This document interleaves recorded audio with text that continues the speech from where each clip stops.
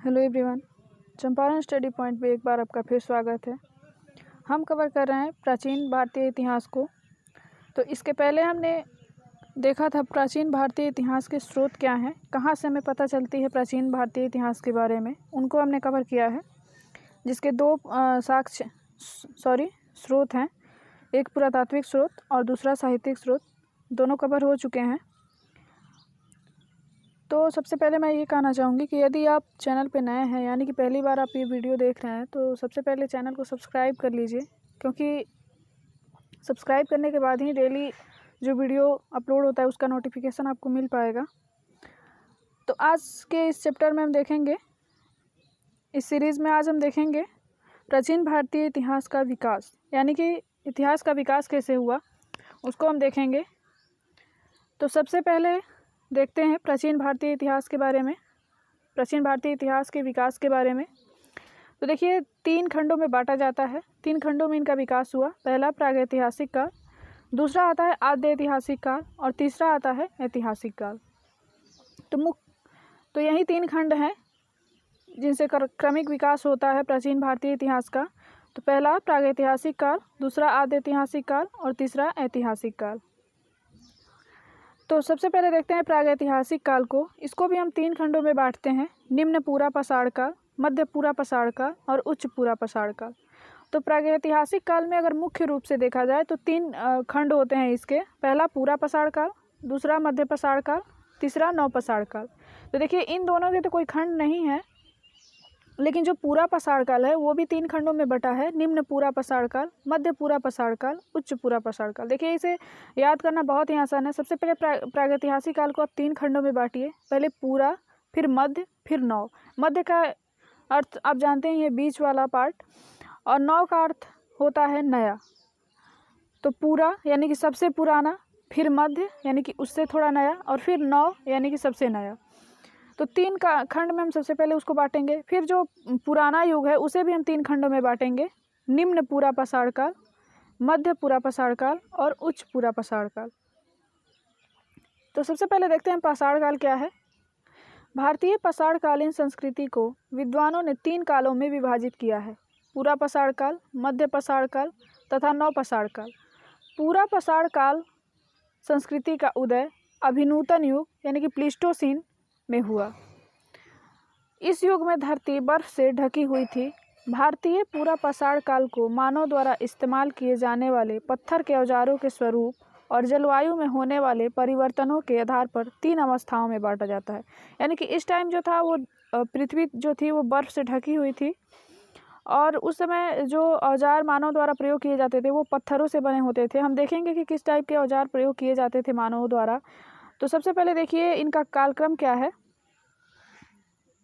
निम्न पूरा पाषाण काल, देखिए ये है निम्न पूरा पाषाण काल, जो प्रारंभ से 1 लाख ईसा पूर्व है। प्रारंभ से यानी प्रारंभ में आप कुछ भी बोल सकते हैं। प्रारंभ से यानी कि बहुत लाख साल पहले की बात हो रही है। तो प्रारंभ से 1 लाख ईसा पूर्व जो समय था उसे निम्न पाषाण काल कहा गया। फिर मध्य पूरा पाषाण काल आया, जो 1 लाख से और 40,000 ईसा पूर्व का जो समय था उसके बीच का समय, उसे मध्य पूरा पाषाण काल कहा गया। देखिए, ईसा पूर्व ये जो कालक्रम है याद करना बहुत ही आसान है। सबसे पहले प्रारंभ से 1 लाख है, फिर ये जो लास्ट है उसको शुरू में लाइए यहाँ मध्य पूरा पाषाण काल में, और उससे 40,000 ईसा पूर्व, और फिर ये जो लास्ट है इसको यहाँ लाइए उच्च पूरा पाषाण काल में शुरू में। तो फिर 40,000 से जो 10,000 ईसा पूर्व का जो समय था वो था उच्च पूरा पाषाण काल। फिर हम देखेंगे प्रागैतिहासिक काल। इस काल में लिखित साक्ष्य उपलब्ध नहीं है, परंतु पुरातात्विक साक्ष्य उपलब्ध हैं। यानी कि जो प्रागैतिहासिक काल है उसमें लिखित साक्ष्य कुछ भी उपलब्ध नहीं है, लेकिन पुरातात्विक साक्ष्य उपलब्ध हैं। पुरातात्विक साक्ष्यों को हमने बताया है कि कौन कौन से आते हैं पुरातात्विक साक्ष्य में। अगर आपने वो वीडियो नहीं देखा है तो प्लेलिस्ट में चेक कीजिए, वो वीडियो वहाँ अवेलेबल है। अब देखते हैं पूरा पाषाण काल के बारे में। पूरा यानी कि पुराना, पाषाण यानी कि पत्थर, काल यानी कि समय, यानी कि जो पुराने पत्थरों का समय था उसके बारे में। पूरा पाषाणकालीन संस्कृति के अवशेष सोहन नदी घाटी, बेलन नदी घाटी तथा नर्मदा नदी घाटी एवं भोपाल के पास भीमबेटका नामक चित्रित स्थान से प्राप्त हुए हैं। तो यहाँ बताया जा रहा है कि ये अवशेष आखिर प्राप्त कहाँ से हुए हैं। तो ये भारत की ही बात हो रही है, भारत में ही प्राप्त हुए हैं। पाषाण काल या पूरा पाषाण काल को उपकरणों में भिन्नता के आधार पर 3 कालों में विभाजित किया गया है। इसके पहले भी हमने देखा कि यही बात हो रही है, निम्न पूरा पाषाण काल, मध्य पूरा पाषाण काल और उच्च पूरा पाषाण काल। देखिए, निम्न पूरा पाषाण को हमने देखा था 1 लाख से प्रारंभ से 1 लाख, फिर मध्य पूरा पाषाण को देखा था 1 लाख से 40,000, फिर उच्च पूरा पाषाण को हमने देखा था 40,000 से 10,000। फिर देखते हैं, अब शुरू करते हैं निम्न पूरा पाषाण काल से। तो देखिए, प्रारंभ से 1 लाख ईसा पूर्व का जो काल था उसे निम्न पूरा पाषाण काल कहा गया। इसके उपकरण सर्वप्रथम सोहन नदी यानी कि सिंधु नदी की छोटी सहायक नदी थी। सिंधु नदी आप देखते हैं कहाँ है, जो कश्मीर लद्दाख होते हुए बहती है, सिंधु नदी घाटी से प्राप्त हुए इसका उपकरण से सोहन संस्कृति भी कहा जाता है। इसी कारण से इसे सोहन संस्कृति भी कहा जाता है। यानी कि जो सिंधु नदी की छोटी सहायक नदी थी सोहन नदी, उसी के आसपास में ये प्राप्त हुए थे, इसलिए इसे सोहन संस्कृति के नाम से भी जाना जाता है। इस काल में पेबुल, चॉपर तथा चॉपिंग उपकरणों के साक्ष्य मिले हैं। ये जो आप नाम देख रहे हैं, पेबुल, चॉपर, चॉपिंग, ये पत्थर के एक प्रकार के औजार होते थे, इन्हीं के साक्ष्य मिले हैं वहाँ से। पेबुल पत्थर में 2 उपकरण होते थे जो पानी में बहाव से रगड़ खाकर चिकने और सपाट हो जाते थे। यानी कि पेबुल वे उपकरण होते थे पत्थर के जो पानी में बहाव के कारण दोनों तरफ से रगड़ खाकर चिकने हो जाते थे और सपाट हो जाते थे। चॉपर बड़े आकार वाला उपकरण है जो पेबुल से बनाया जाता था। यानी जो पेबुल होते थे उन्हीं से चॉपर बनाया जाता था। चॉपिंग उपकरण द्विधारी होते थे। ये द्विधारी होते थे यानी कि इधर भी धार और इधर भी धार, और बीच में ये चौड़ा पार्ट होता था। तो चॉपिंग जो उपकरण होते थे द्विधारी होते थे, अर्थात पेबुल के ऊपर दोनों किनारों को छीलकर उनमें धार बनाई जाती थी। अब देख रहे हैं, ये जो पेबुल पत्थर होते थे उनको दोनों ओर से छीलकर ऐसे और इधर द्विधारी यानी कि 2 धार बनाए जाते थे जो बीच में चौड़े होते थे, तो उसे हम चॉपिंग कहते थे।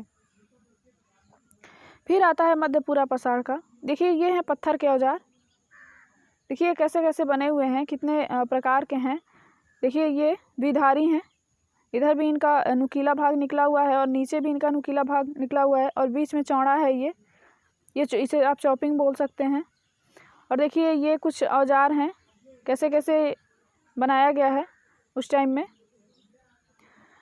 फिर आता है मध्य पूरा पाषाण काल जो 1 लाख से 40,000 ईसा पूर्व के मध्य चलता है। इस काल में बहुसंख्यक कोर, फ्लेक तथा ब्लेड उपकरण प्राप्त हुए हैं। देखिए, इस काल में आप देख सकते हैं यहाँ कितने पत्थरों के औजार हैं, कई प्रकार के औजार हैं, इसमें ब्लेड है, कोर है, फ्लक है। तो इस काल में आते आते मध्य पूरा पाषाण काल तक आते आते पत्थरों के बहुत सारे औजार का निर्माण हो चुका था।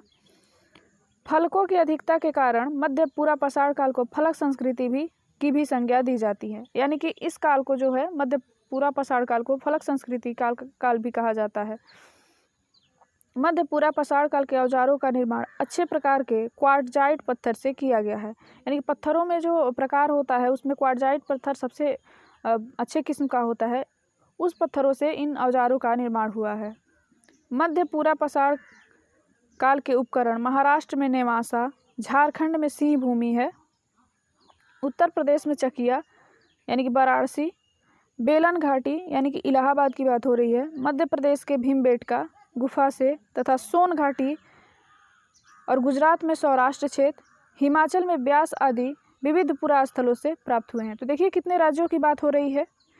तो सबसे पहला महाराष्ट्र जिसमें नेवासा है, उसके बाद झारखंड 2 नंबर में, 3 नंबर में उत्तर प्रदेश जहाँ से वाराणसी से और बेलन घाटी जो इलाहाबाद का है, और फिर मध्य प्रदेश की बात हो रही है चौथा, और फिर गुजरात की बात हो रही है 5वां, और हिमाचल प्रदेश की बात हो रही है 6ठा। यानी कि 6 राज्यों से इनके अवशेष पाए गए हैं जो नदियों के किनारे, और ये सभी अवशेष किसी न किसी घाटी में पाए गए हैं।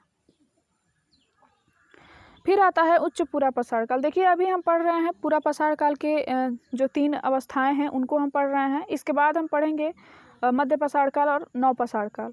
तो अभी हम पढ़ रहे हैं पूरा पाषाण काल की जो 3 अवस्थाएं हैं उनको हम पढ़ रहे हैं। तो उच्च पूरा पाषाण काल को देखते हैं। इस काल का प्रमुख पाषाण उपकरण ब्लेड है, यानी इसमें ब्लेड ज़्यादा निर्माण किए गए। जो 40,000 ईसा पूर्व से 10,000 ईसा पूर्व के बीच का समय था, उच्च पूरा पाषाण काल कहा जाता था। उसमें ब्लेड ज़्यादा निर्माण किए गए। ब्लेड पतले या संकरे आकार वाला व फलक है जिसके दोनों किनारे समानांतर होते थे। ब्लेड आप भी देखते हैं आजकल, ब्लेड आज भी चलता है। ये दोनों किनारे ये जो होते हैं समानांतर होते हैं, बीच में ये और इधर ही धार बना होता है दोनों तरफ, और दोनों किनारे लगभग क्या पूरे तरह से समानांतर होते हैं, और बीच बीच में ये छिद्र होता है इसमें। तो ब्लेड की बात की जा रही है। तथा जो लंबाई में है अपनी चौड़ाई से दुगुना होता था, यानी कि जो ये लंबाई है ये दुगुना होता था और ये चौड़ाई है ये कम होती थी। भारत में इस काल के उपकरण सोन घाटी यानी कि मध्य प्रदेश, सिंहभूमि झारखंड, योगदहा भीमबेटका रामपुर, बघेलघाट बाघोर मध्य प्रदेश, इनामगांव महाराष्ट्र की बात हो रही है, कुर्नूल गुफाएं आंध्र प्रदेश, सोरापुर दोआब कर्नाटक तथा बूढ़ा पुष्कर राजस्थान। देखिए उच्च पूरा पसार का, जब मध्य पूरा पसार काल हमने देखा था वहाँ भी 6 राज्यों को हमने देखा जहाँ इनके अवशेष प्राप्त हुए थे, लेकिन यहाँ कुछ और राज्य ऐड हो रहे हैं। जैसे आंध्र प्रदेश वहाँ नहीं था, कर्नाटक नहीं था और राजस्थान नहीं था। ये 3 आप इसमें जोड़ लीजिएगा। बाकी मध्य प्रदेश, झारखंड, गुजरात ये सब वहाँ भी थे। अब आते हैं मध्य पाषाण काल की ओर। तो देखिए 10,000 से जो 5500 ईसा पूर्व का काल था उसे मध्य पाषाण काल कहा गया। देखिए कितना आसान है। पूरा पाषाण काल को हम तो 3 भागों में बांटते हैं। प्रारंभ से 1 लाख, फिर 1 लाख से 40,000, फिर 40,000 से 10,000 और फिर 10,000 के बाद जो आता है सीधे मध्य पाषाण काल आता है जो 5500 ईसा पूर्व तक चलता है, यानी कि 4500 वर्ष चलता है ये। और फिर उसके बाद आता है नव पाषाण काल जो 5500 ईसा पूर्व के बाद का जो क्रम है वो नव पाषाण काल में आएगा। इस काल के जो उपकरण होते थे अत्यंत छोटे होते थे, इसलिए इन्हें माइक्रोलिथ कहा गया। तो माइक्रोलिथ एज काफ़ी ज़्यादा एग्जाम में पूछा जाता है, वो मध्य पाषाण काल को कहते हैं। माइक्रोलिथ से हालांकि कंफ्यूज होने वाली बात नहीं है कि नव पाषाण काल में माइक्रोलिथ का उपयोग ज़्यादा हुआ था, निर्माण ज़्यादा हुआ था। सर्वप्रथम CL कार्लाइल ने विंध्य क्षेत्र में लघु पाषाण उपकरण खोजे थे। तो विंध्य क्षेत्र में सबसे पहले इसके जो अवशेष मिले थे वो विंध्य क्षेत्र में मिले थे। इस काल के प्रमुख केंद्र हैं बेतवा घाटी, सोन घाटी मध्य प्रदेश, कृष्णा घाटी कर्नाटक, बेलन घाटी उत्तर प्रदेश, नेवासा यानी कि महाराष्ट्र। वहीं सब राज्य इसमें भी हैं। देखिए यहाँ आंध्र प्रदेश नहीं है, कर्नाटक है, उत्तर प्रदेश है, मध्य प्रदेश है, महाराष्ट्र है। फिर आजमगढ़ मध्य प्रदेश, बागोर राजस्थान, यहाँ आदमगढ़ होगा, आजमगढ़ तो उत्तर प्रदेश में है, आदमगढ़ मध्य प्रदेश, बागोर राजस्थान की भी बात हो रही है। से प्राप्त साक्ष्य पशुपालन को दर्शाते हैं, यानी कि यही जो काल थे 10,000 से लेकर 5500 के बीच, यानी इसी में पशुपालन के साक्ष्य मिलते हैं। इस काल के लोगों ने सर्वप्रथम कुत्ते को पालतू पशु बनाया। ये स्टेटमेंट आपको ज़्यादा देखने को मिला होगा कि सबसे पहले किस जानवर को पालतू जानवर बनाया गया, तो वो थे कुत्ते। इस काल में मानव अस्थि पंजर का सबसे पहला अवशेष प्रतापगढ़ उत्तर प्रदेश के सराय नहर राय तथा महदहा नामक स्थान से प्राप्त हुआ है। यानी कि मानव का अस्थि, इससे ये ज्ञात होता है कि इस समय ये मानव अस्थि जो पंजर है इसका पहला अवशेष प्रतापगढ़ उत्तर प्रदेश से मिला है। इससे ये ज्ञात हुआ कि मानव रहते थे वहाँ। राजस्थान में स्थित सांभर झील क्षेत्र के कई मध्य पाषाणिक स्थल प्राप्त हुए हैं। तो जो सांभर झील है राजस्थान में, वहाँ से कई मध्य पाषाणिक स्थल प्राप्त हुए हैं। यहाँ से विश्व के सबसे पुराने वृक्षारोपण का साक्ष्य मिला है। तो देखिए ये है बहुत ही इम्पोर्टेंट फैक्ट्स, विश्व के सबसे पुराने, यानी कि इसके पहले कोई साक्ष्य नहीं मिला था वृक्षारोपण का। तो यहाँ विश्व के सबसे पुराने वृक्षारोपण का साक्ष्य मिला है राजस्थान सांभर झील के क्षेत्र में। फिर देखते हैं हम नव पाषाण काल। नव पाषाण काल जो था वो 5500 से लेकर 3000 ईसा पूर्व तक चला। भारतीय उपमहाद्वीप में प्राचीनतम नव पाषाणिक बस्ती मेहरगढ़ यानी कि पाकिस्तान, बलूचिस्तान प्रांत में, पाकिस्तान का एक राज्य है बलूचिस्तान, उसी प्रांत में मिला, जिसकी तिथि 7000 ईसा पूर्व मानी जाती है। तो इसकी तिथि जो है 7000 ईसा पूर्व मानी जाती है। इस काल के प्रमुख केंद्र हैं बेलन घाटी उत्तर प्रदेश, रेनीगुंटा आंध्र प्रदेश, सोन घाटी मध्य प्रदेश, सिंहभूमि झारखंड इत्यादि। तो मुख्य रूप से उत्तर प्रदेश, आंध्र प्रदेश, मध्य प्रदेश और झारखंड, 4 राज्यों की बात हो रही है। नवपाषाण कालीन स्थल बुर्ज होम एवं गुफ कराल से अनेक गर्त आवास, मृदभांड एवं हड्डी के औजार प्राप्त हुए हैं। बुर्ज होम ये कश्मीर की है, कश्मीर में है। यहाँ से जो है गर्त आवास का मतलब यानी कि धरती में जो आवास बनाए जाते थे, धरती में रहने के लिए, धरती के नीचे, उसे गर्त आवास कहते हैं। मृदभांड जो मिट्टी के बर्तन बनाए जाते थे सामानों को रखने के लिए, वस्तुओं को रखने के लिए, एवं हड्डी के औजार प्राप्त हुए। यानी कि अभी तक तो हमने देखा था मध्य पाषाण काल तक की जो औजार बनाए जाते थे वो पत्थरों के बनाए जाते थे, लेकिन इस काल में हड्डी के भी औजार बनाए जाने लगे। तो सबसे पहले जो हड्डी के औजार का जो साक्ष्य मिला है वो नवपाषाण काल में मिला है, उसके पहले कोई साक्ष्य नहीं मिला है। चिरांद यानी कि चिरांद जो है बिहार में है।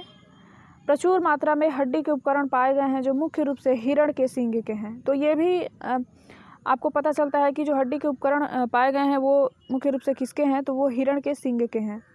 कोल्डिहवा यानी कि इलाहाबाद, उत्तर प्रदेश की बात हो रही है, से चावल का प्राचीनतम साक्ष्य प्राप्त हुआ है। आपने देखा इसके पहले चावल का कोई जिक्र नहीं हुआ था, तो अभी आप देख रहे हैं चावल का भी साक्ष्य प्राप्त हुआ है। कोल्डिहवा यानी कि इलाहाबाद, उत्तर प्रदेश से। नवपाषाण संस्कृति अपनी पूर्वगामी संस्कृतियों की अपेक्षा अधिक विकसित थी। यानी कि नवपाषाण काल में बहुत सारे आविष्कार हो चुके थे, क्योंकि जो पहले पत्थरों तक सीमित थे, पत्थरों के औजार बनाए जाते थे एक प्रकार से के चीज़ों से, वो अब यहाँ देख रहे हैं अब 2 प्रकार की हो गई हैं। अब पत्थर और हड्डियाँ दोनों के औजार बनाए जा रहे हैं। यहाँ चावल का भी साक्ष्य मिल रहा है, इससे पता चलता है कि खेती भी होने लगी थी। इस काल का मानव न केवल खाद्य पदार्थों का उपभोक्ता था, वरना उत्पादक भी था। वह कृषि कर्म और पशुपालन से पूर्णतः परिचित हो चुका था। देख रहे हैं आप नवपाषाण काल में कृषि, जब चावल का साक्ष्य मिला उसी से आप अनुमान लगा सकते हैं वहाँ कृषि कार्य भी होते थे, कृषि भी की जाती थी। तो कहा जा रहा है कि सिर्फ वो मनुष्य जो था वो खाने पे ध्यान नहीं देता था, सिर्फ वो खाता नहीं था, और उसके पहले की काल की तरह वो उत्पादन में भी ध्यान देने लगा, उत्पादन भी करने लगा, कृषि करने लगा। तो लगभग आप सुनते ही होंगे कि 8000 साल पहले कृषि का विकास हुआ। तो ये देख रहे हैं ये 5500 और 3000 ईसा पूर्व के मध्य ये नवपाषाण काल चला था। तो आज से अगर आप जोड़िए तो 2000, तो हम जो 2000 ईस्वी तो चल ही रही है, 2021 है ये, तो 2000 और पीछे से 5500 यानी कि 75, लगभग वहीं 8000 साल पहले की बात होती है। ईसा पूर्व में जो होता है वो काल घटता जाता है।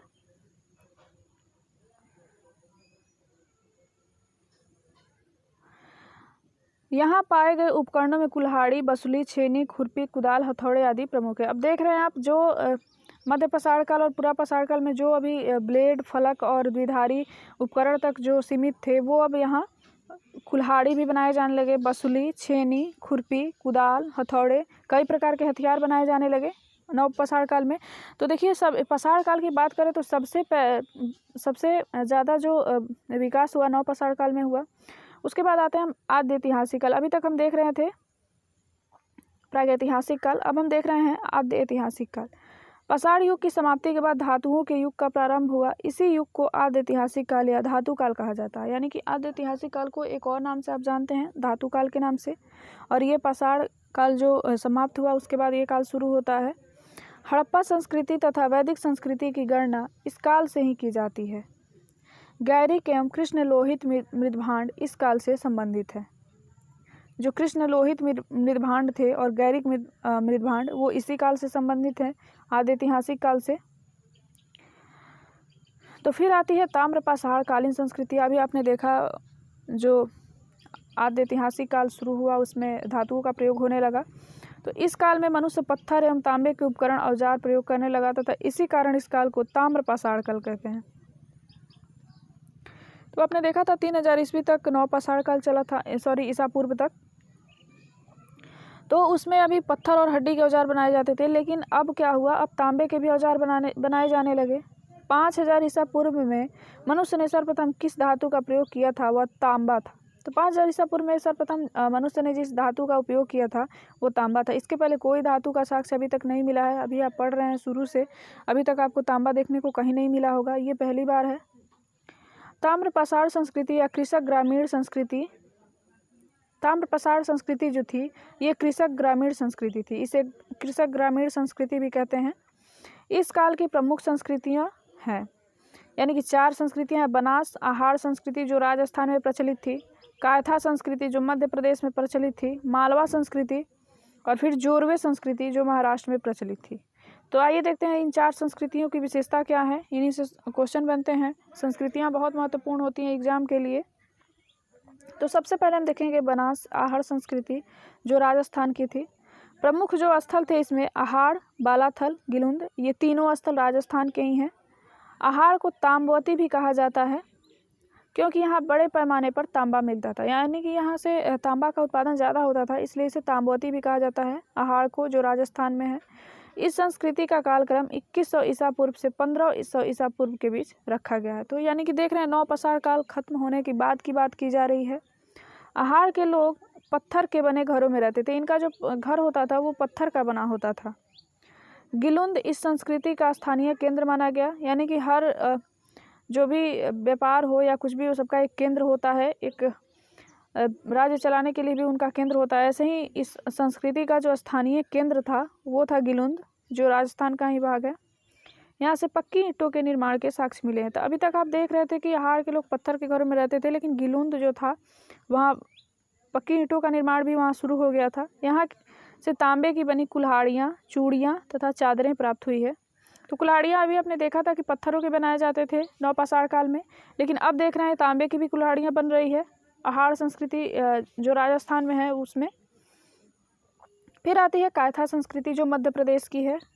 इसके देखते हैं क्या विशेषता है। जो प्रमुख स्थल है वो कायथा तथा ऐरण है, ये दोनों जगह मध्य प्रदेश के हैं। कायथा के मृत भांडों पर प्राक हड़प्पन का अर्थ हुआ कि हड़प्पा से पूर्व, हड़प्पन यानी कि हड़प्पा काल का भी बात हो रहा है, और हड़प्पोत्तर संस्कृति यानी कि हड़प्पा के बाद की भी बात हो रही है, का प्रभाव दिखाई देता है। यानी कि 3 तरह से हड़प्पा का नाम आ रहा है, एक हड़प्पा से पहले, एक हड़प्पा जब चल रहा था और एक हड़प्पा जब समाप्त होता है। तो सबका प्रभाव यहाँ दिखता है। यहाँ से एस्टेटाइट और कार्लेनियल जैसी कीमती पत्थरों के हार प्राप्त हुए हैं। ये कीमती पत्थर हैं, यहाँ से ये हार प्राप्त हुए हैं। तो देखिए इससे ये साबित होता है कि स्त्रियों के लिए गहने भी बनते थे वहाँ। ऐरण अभिलेख से सती प्रथा के प्रथम अभिलेखीय साक्ष्य मिले हैं। अभी तक आप जो हिस्ट्री की सीरीज आप पढ़ रहे हैं मेरे साथ, उसमें कहीं भी आपको सती प्रथा का नाम देखने को नहीं मिला था। तो पहला जो साक्ष्य है सती प्रथा का वो ऐरण अभिलेख से मिलता है, ऐरण जो मध्य प्रदेश में है। फिर आती है मालवा संस्कृति। प्रमुख स्थल जो थे कायथा, ऐरण तथा नौदा टोली थी। मालवा जो मृदभांड है अपने उत्कृष्टता के लिए जाने जाते हैं, यहाँ के मृदभांड बहुत ही प्रसिद्ध हैं। नौदा टोली से विभिन्न कृषि फसलों के साक्ष्य मिले हैं। तो जो विभिन्न प्रकार के कृषि फसलों के साक्ष्य मिले हैं, यानी कि अभी तक तो हमने चावल को देखा था नवपाषाण काल में जो कोल्डिहवा उत्तर प्रदेश से मिला था, लेकिन यहाँ विभिन्न प्रकार के कृषि फसलों का साक्ष्य मिल रहा है नौदा टोली से, जो मालवा संस्कृति के अंतर्गत है। फिर आता है जोरवे संस्कृति, महाराष्ट्र। प्रमुख स्थल जोरवे, नेमासा, दैमाबाद तथा इनामगांव, ये सभी जो गांव आप पढ़ रहे हैं ये महाराष्ट्र के हैं। दैमाबाद से भारी मात्रा में कांस्य की वस्तुएं मिली है। देखिए अब कांस्य की बात हो रही है, यह हड़प्पा संस्कृति का प्रभाव दिखलाती है। यहाँ से गैंडा, हाथी, भैंसा तथा रथ चलाते हुए मनुष्य की आकृति मिली है। देखिए यहाँ फिर अभी गाय की बात नहीं हो रही है, तो सिर्फ यहाँ गैंडा, हाथी, भैंसा तथा रथ चलाते हुए मनुष्य की आकृति मिली है। देखिए यहाँ बैल की भी बात नहीं हो रही है, सांड की भी बात नहीं हो रही है। इनामगांव ताम्रपाषाण युग की एक बड़ी बस्ती थी। यह बस्ती किलाबंद और खाई से घिरी हुई थी। तो जो इनामगांव था महाराष्ट्र का, वो ताम्रपाषाण युग की बहुत बड़ी बस्ती थी। हम पढ़ रहे हैं ताम्रपाषाण युग, और इसी में ये 4 संस्कृतियों का जो विकास हुआ उसको हम पढ़ रहे हैं। तो ये है चौथा संस्कृति, जोरवे संस्कृति, महाराष्ट्र।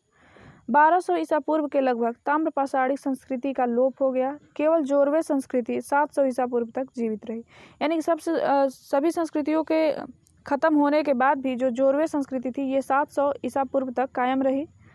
ताम्रपाषाण संस्कृति के विलुप्त होने का कारण बहुत कम वर्षा या सूखा था। माना जाता है कि जो ताम्रपाषाण संस्कृति का जो लोप हुआ यानी कि उसका पतन हुआ, उसका कारण जो था वो बहुत कम वर्षा होना यानी कि सूखे के कारण हुआ था। फिर आता है महापाषाण काल। महा से महान यानी कि बड़ा, पाषाण पत्थर, काल यानी कि समय, यानी कि बड़े पत्थरों का समय इसे आप कह सकते हैं सामान्य भाषा में। नवपाषाण युग की समाप्ति के बाद दक्षिण भारत में जिस संस्कृति का उदय हुआ उसे महापाषाण काल कहा जाता था। अभी तक हमने देखा था मध्य प्रदेश आंध्र प्रदेश तक हमने देखा था, वहाँ तक मध्य पाषाणकालीन या पूरा पाषाणकालीन या नव पाषाणकालीन जो भी साक्ष्य प्राप्त होते थे वो मध्य प्रदेश, गुजरात, आंध्र प्रदेश, ज़्यादा से ज़्यादा दक्षिण में आंध्र प्रदेश तक ही हम जा पाते थे। लेकिन अब ये दक्षिण भारत की बात हो रही है, यानी कि आंध्र प्रदेश से दक्षिण की बात हो रही है, सबसे दक्षिण में। तो जब नवपाषाण युग की समाप्ति हुई हमारे उत्तर भारत में, तब दक्षिण भारत में उसी टाइम महापाषाण युग का प्रारंभ होता है। पत्थर की कब्रों को महापाषाण कहा जाता था। यानी कि जो महापाषाण शब्द है वो पत्थर की कब्र जो बनते थे उसके, देखिए ये है कब्र का एक फोटो हमने लगाया है यहाँ। देखिए ये है कब्र जिसमें किसी इंसान को दफनाया जाता था। और देखिए ये इसके आसपास कितने सारे पत्थर हैं, बड़े बड़े पत्थरों से इन्हें घेरा गया है। तो यही है महापाषाण काल, जो बड़े बड़े पत्थरों से घेर कर कब्र के बाहर बनाया जाता था। देखिए ये बड़े बड़े पत्थर हैं और देखिए एक होल होता था इसमें, ये जो ताबूत होता था जिसमें किसी इंसान को दफनाया जाता था उसमें एक बड़ा सा होल है। फिर उसके जो किनारे हैं छोटे छोटे पत्थर हैं, लेकिन उसके फिर दूसरा जो किनारा है वो बड़े बड़े पत्थरों से ढके हुए हैं। तो इसी को महापाषाण कहा जाता था और ये जो समय चल रहा था उसे महापाषाण काल के नाम से जाना गया। महापाषाण काल के लोग साधारणतः पहाड़ों की ढलान पर रहते थे। दक्कन, दक्षिण भारत, उत्तर पूर्वी भारत तथा कश्मीर में यह प्रथा प्रचलित थी। यानी कि कश्मीर में भी यह प्रथा प्रचलित थी। उत्तर भारत की बात करेंगे तो कश्मीर में भी ये प्रथा प्रचलित थी। फिर दक्कन के क्षेत्र जो थे, यहाँ की कब्रों में लोहे के औजार, घोड़े के कंकाल तथा पत्थर एवं सोने के गहने भी प्राप्त हुए हैं। तो इससे स्पष्ट रूप से ये मालूम पड़ता है, अनुमान लगाया जा सकता है कि उस समय ऐसी प्रथा प्रचलित थी कि जो आदमी दफनाया जाता था उसकी जो पसंद की चीज़ें होती थी उसके साथ दफनाई जाती थी। इसलिए यहाँ घोड़े के कंकाल भी मिले हैं और देखिए लोहे के औजार मिले हैं, तब पत्थर एवं सोने के गहने भी मिले हैं। महापाषाण काल में आंशिक समाधान की पद्धति थी जिसके तहत शवों को जंगली जानवरों के खाने के लिए छोड़ दिया जाता था। ब्रह्मगिरी आदि, चिन्नलूर, मास्की, चिगलपत्तू, नागार्जुन कोंडा आदि इसके प्रमुख समाधान केंद्र हैं। आंशिक समाधान का मतलब होता है कि न शव में आग लगाया जाए और ना ही उसे दफनाया जाए, बल्कि होता क्या था कि कुछ ऊंचाई पर कुछ एक ताबूत रख के उसमें जो शव होता था उसको रख दिया जाता था और उसे चील कौवे खा जाते थे। इसी को हम आंशिक समाधान पद्धति हम कहते हैं और उस टाइम यही प्रचलित थी। महापाषाण कालीन लोग धान के अतिरिक्त रागी की भी खेती किया करते थे। तो देखिए सबसे पहला साक्ष्य मिल रहा है रागी का यहाँ दक्षिण में, और किस टाइम में, तो महापाषाण काल के समय। इतिहासकारों ने महापाषाण काल का निर्धारण 1000 ईसा पूर्व से लेकर प्रथम शताब्दी ईसा पूर्व के बीच किया है। यानी कि प्रथम शताब्दी ईसा पूर्व तक ये महापाषाण काल चल रहा था दक्षिण भारत में। देखिए इसके बाद हम कवर करेंगे सिंधु घाटी सभ्यता को। अभी तक हम इसके पहले वाले वीडियो में हमने जो भी साक्ष्य होते हैं प्राचीन भारतीय इतिहास पढ़ने के उसको हमने कंप्लीट कर दिया है, और उसके बाद प्राचीन भारतीय इतिहास का विकास कैसे हुआ इसको भी हमने कंप्लीट कर दिया है। इसके बाद वाले चैप्टर में हम पढ़ेंगे सिंधु घाटी सभ्यता। तो यदि वीडियो आपको हेल्पफुल लगे तो चैनल को सब्सक्राइब कीजिए और बेल आइकन को प्रेस कीजिए ताकि हर वीडियो का नोटिफिकेशन आपको टाइम से मिलता रहे। धन्यवाद।